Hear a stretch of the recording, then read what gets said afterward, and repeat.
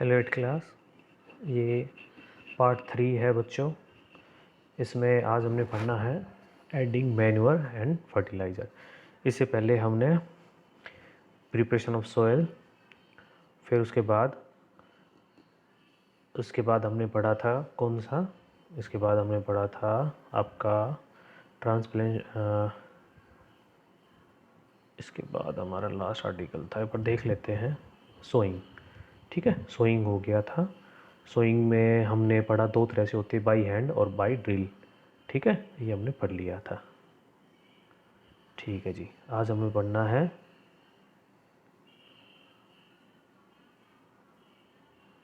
Transplanting भी पढ़ा था हम लोगों ने। आज हमें पढ़ना है एडिंग मैन्योर एंड फर्टिलाइज़र, खाद और उर्वरक डालना। देखो, पहली बात तो खाद और उर्वरक होते क्या है, मैन्योर और फर्टिलाइज़र में क्या फ़र्क है। मैन्योर ये घर पे बनाए जाते हैं, जैसे हमारे घर में जो एनिमल्स होते हैं ना, उनकी वेस्ट से, जैसे गोबर वगैरह, इनको फिर हम क्या करते हैं, इकट्ठा करते हैं और फिर इनको अपने खेतों में रख देते हैं, तो ये मैन्योर है। फर्टिलाइज़र क्या है, ये लैब में बनाए जाते हैं, ये केमिकल्स होते हैं फर्टिलाइज़र। ठीक है ना। अब आप बोलोगे कि बढ़िया कौन सा है, तो देखो दो तरीके से देखा जाता है। यदि आपको बहुत जल्दी और बहुत अच्छा चाहिए ना प्रोडक्ट, बहुत अच्छी क्रॉप चाहिए और बहुत ज़्यादा प्रोडक्शन चाहिए, तो फर्टिलाइज़र यूज़ करो। पर आपको यदि हेल्दी चाहिए तो उसके लिए मैन्योर यूज़ किया जाता है। पहले ज़माने में फर्टिलाइज़र तो होते ही नहीं थे, मैन्योर यूज़ होते थे, तो जो लोगों को बीमारियां भी कम रहती थी। फर्टिलाइज़र में केमिकल्स होते हैं, प्लांट में डाल देते हैं, प्लांट से फिर हम खाते हैं, तो हमारे अंदर वो बहुत सारी बीमारियां आ जाती हैं। ठीक है ना। अब क्यों यूज़ हुआ, बात सही है।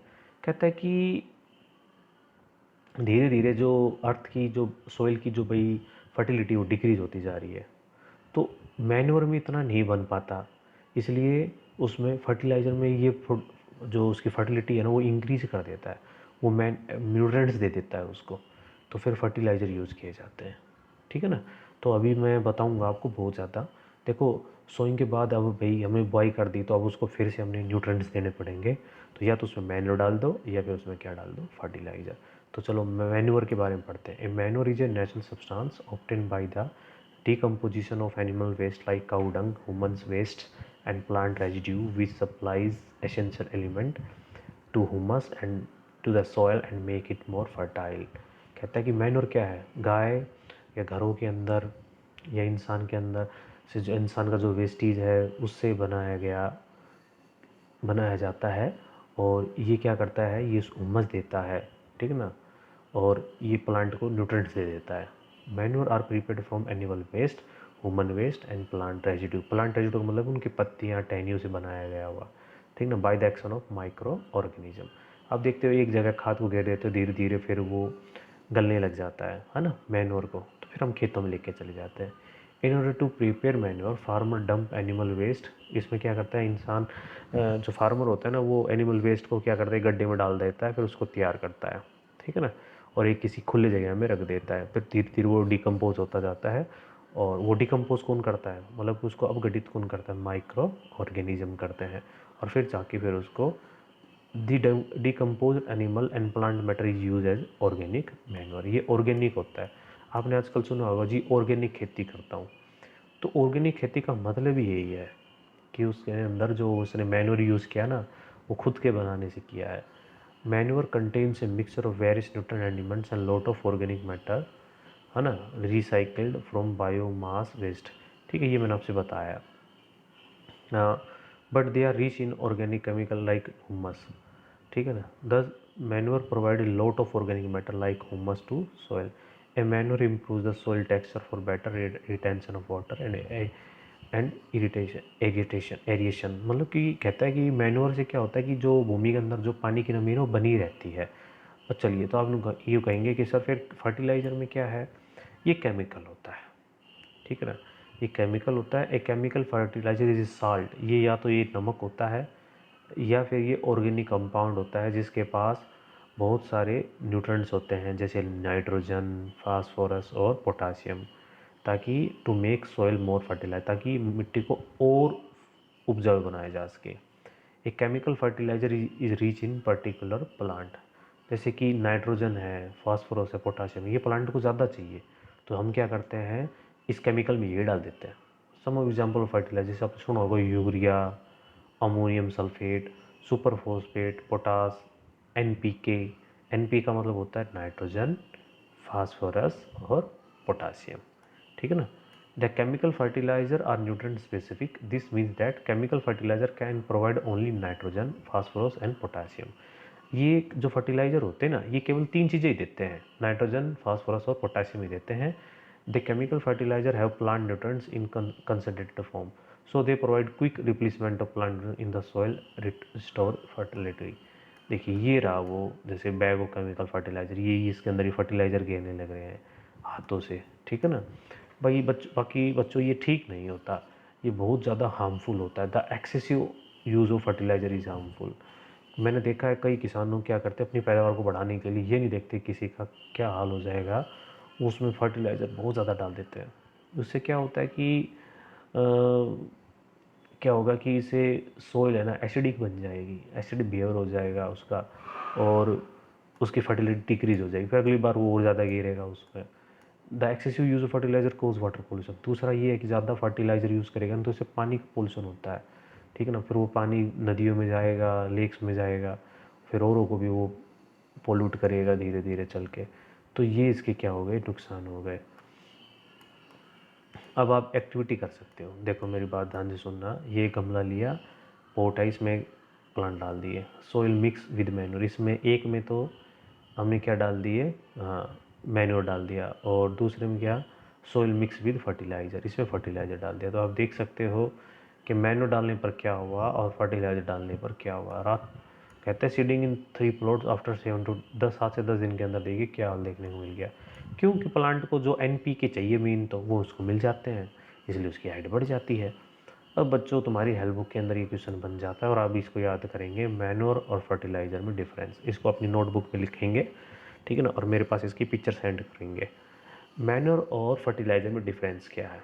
मैन्योर क्या है, ये एक नेचुरल सब्सटेंस है जो बनाए जाते हैं एनिमल वेस्ट के डिकम्पोजिशन से। डिकम्पोज मतलब उसको माइक्रो ऑर्गेनिजम्स के द्वारा उनको अपघटित करवा दिया जाता है। ये काउ डंग भी हो सकता है, ह्यूमन वेस्ट भी हो सकता है, और प्लांट रेजिड्यू भी हो सकता है। फर्टिलाइज़र क्या है, ये ऑर्गेनिक कंपाउंड है या फिर साल्ट है। दूसरा, a manure is not very rich in essential, इनके अंदर नाइट्रोजन, फास्फोरस, पोटाशियम इतने नहीं होते, इनके अंदर होते हैं।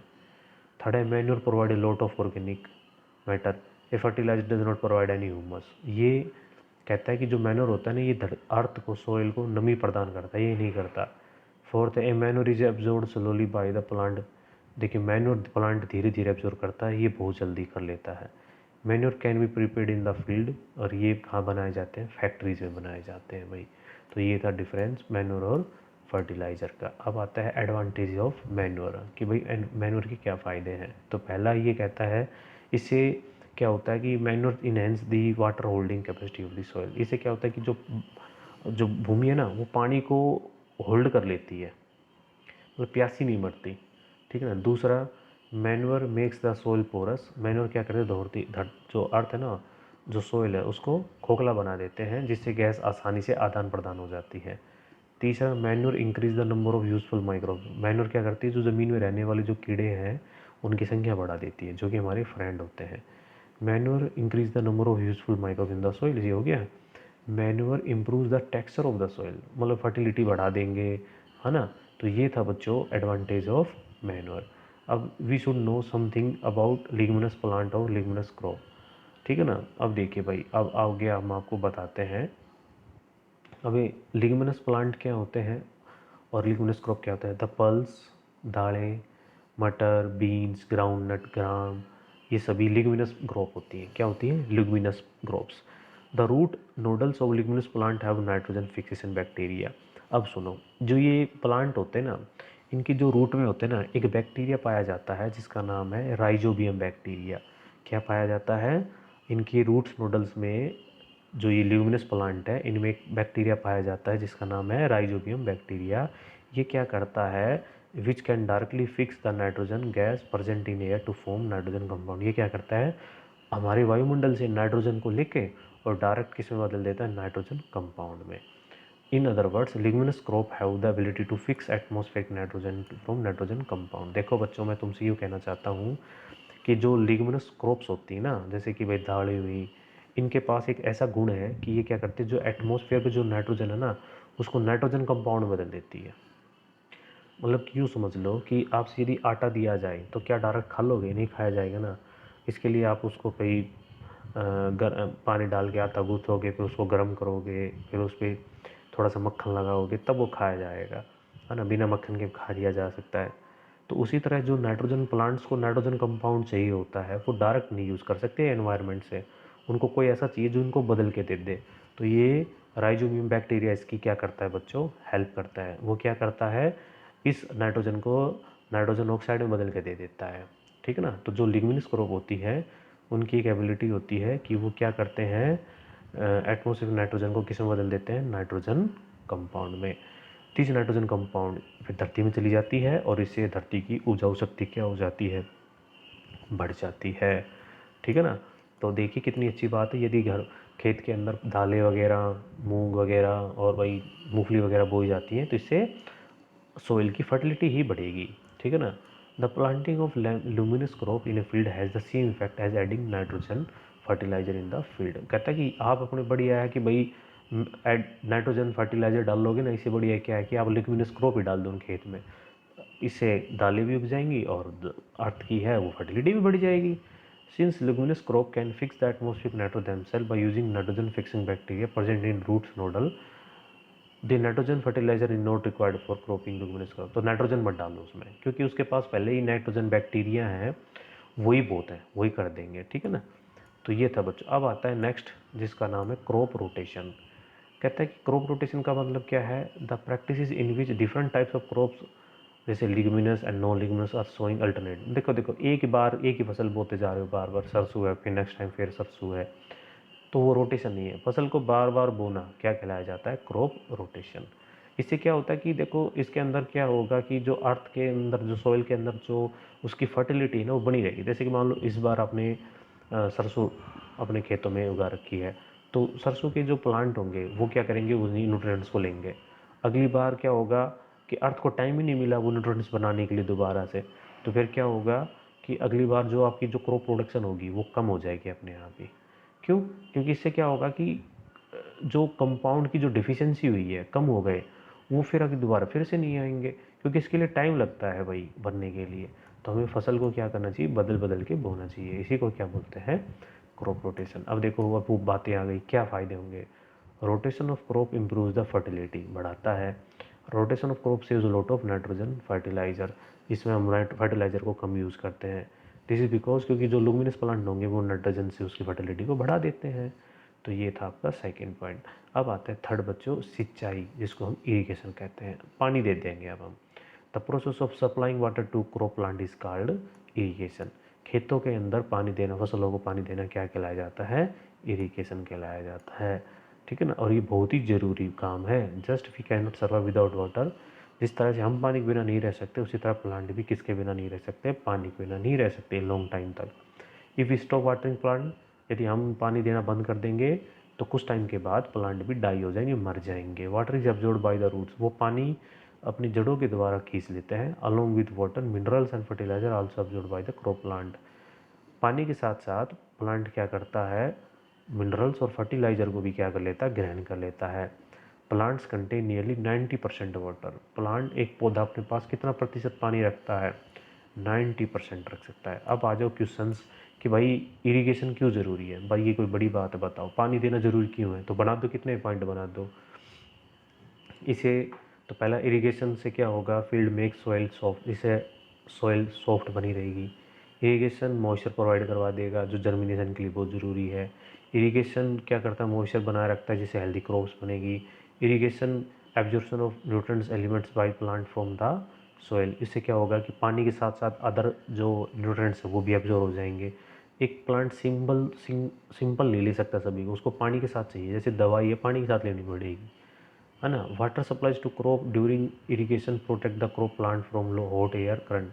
जब गर्म गर्म हवा चलती है तो पानी उसके तापमान को बना देता है, जिससे वो ख़राब होने से बच जाती है। तो भाई ये ज़रूरी है कि क्यों इरिगेशन चाहिए होती है। अब आता है next, factor affecting irrigation requirement of crops.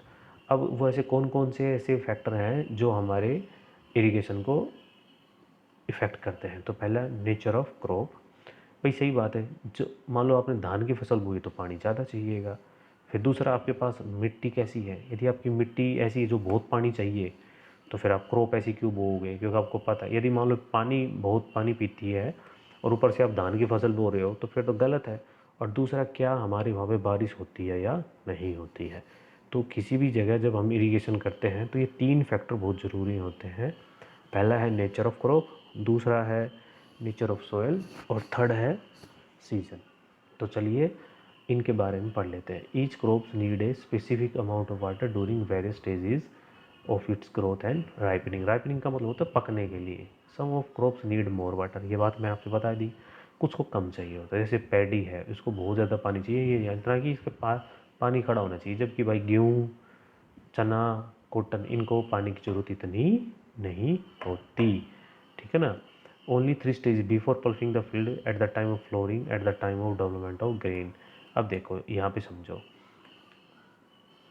There are 2 important types of soil in which crops are grown. देखो 2 टाइप्स की कह सकते हो मिट्टी होती है। एक तो होती है सैंडी सॉइल, रेतीली, और एक चिकनी मिट्टी, क्ले मिट्टी। The crops grown in sandy soil need irrigation more frequently, whereas the frequency of irrigation of from the crop grown in clay is comparatively less। देखो जहाँ रेतीली मिट्टी होती है भाई वहाँ पे तो पानी बहुत ज़्यादा चाहिए होता है, और जहाँ चिकनी मिट्टी होती है वहाँ पानी की कमी कम होती है। अब इसलिए जो चिकनी मिट्टी होती है ना वहाँ आप धान बो सकते हैं, क्योंकि पानी ज़मीन एब्जॉर्ब करेगी नहीं तो सारा का सारा पानी किसके पास रहेगा, प्लांट के पास रहेगा। तो अब बताओ, अब जो पैडी है, जो राइस है, उसको कहाँ डालें, सैंडी ऑयल सॉइल में डालें या फिर क्ले सॉइल में डालें। तो सही बात है चिकनी मिट्टी के अंदर डाल देंगे। ठीक है ना।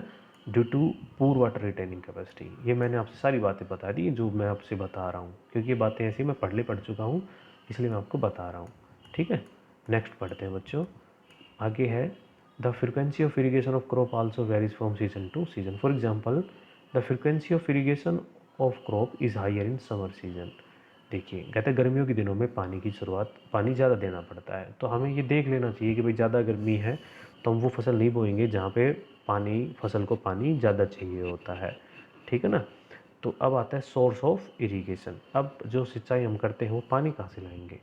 तो भाई कुछ जैसे नदियाँ होती हैं, कुछ कैनाल्स होते हैं, कुछ वेल्स होते हैं, कुछ ट्यूबवेल होते हैं, कई जगह तो डैम्स भी होते हैं, कुछ जगह पॉन्ड्स है तो कुछ जगह क्या है लेक्स हैं, और भाई बहुत ही कम जगह हम रेन का भी इस्तेमाल कर लेते हैं। तो कई तरीके से भारत में जैसे देश में सिंचाई की जाती है। चलिए अब हम आपको ऐसे ऐसे तरीके बताते हैं जो आपने शायद कभी देखे हों नहीं होंगे। पहला है पुली सिस्टम, मोट। पुराने पहले पानी कैसे दिया जाता था वो सुन लो। फिर है चेन पंप, फिर है ढेकली, फिर है रैट। रैट को बोलो लेवर सिस्टम बोलते हैं। क्या बोलते हैं, लेवर सिस्टम। तो आज मोट मोट देख लेते हैं मोट में कैसे होता है। तो देखो मोट में क्या होता है, एक बैल के द्वारा एक घड़े को बांध दिया जाता है और उसको फिर आगे चलने के लिए कहा जाता है। जो पानी का ये घड़ा है ये बाहर आ जाता है, फिर ये पानी को ऐसे ही इस पर डाल देता है और फिर इसको फिर से डाला जाता है। तो ऐसे ही सिस्टम चलता रहता है। इसमें आप या तो बफेलो या फिर कैमल यूज़ कर लेते हैं, ये इसको खींचता है रस्सी को, फिर उसको पानी डाल देता है। तो ये सिस्टम कौन सा है, मोट। इसको पुली सिस्टम बोलते हैं। फिर आया भाई चैन पम्प। चैन पम्प कैसा होता है तो पहले देख लो कैसा होता है। ऐसे होता है, 2 व्हील होते हैं, एक लोअर व्हील और एक अपर व्हील। तो लोअर व्हील से पानी होता है उसमें, वहाँ से ये घूमता है और घूमते पानी भर के फिर ये जो फील्ड बकेट है ये फिर जाके यहाँ उल्टी होती है तो पानी इसमें डल जाता है। यहाँ से पानी होता हुआ फिर खेतों में पहुँचा दिया जाता है। यहाँ पे फिर ये हैंडल होता है, फिर ये ऊपर पहुँचा दिया जाता है, फिर ये खाली हो जाते हैं, फिर यहाँ से भरा जाता है। ऐसे तो बहुत सारा टाइम लग जाएगा ना बच्चों। तो ये कौन सा सिस्टम था, तो ये था तुम्हारा चेन पंप। ठीक है ना। आया समझ में। अपर व्हील। अब ये घुमाएगा कौन, तो ये किसान घुमाएगा। वो पहले टाइम पे मोटर थोड़ी होती थी, इसको किसान घुमाता था यहाँ से। तो फिर ये एक चैन लगी होती थी, चैन से घुमाया जाता था। पर भाई इसमें भी बहुत ज़्यादा टाइम और लेबर लगती थी। ठीक है। फिर तुम्हारे ढेकली आ गई। ठीक है ना। ये एक नया तरीका था, मतलब बाकी उन दोनों तरीक़ों से। इसमें क्या होता था ये हम लोग कल डिस्कस कर लेंगे। ठीक है ना। तो बच्चों उम्मीद आपको लेसन समझ में आ रहा होगा। कल हम डेकली और रेड सिस्टम पढ़ेंगे।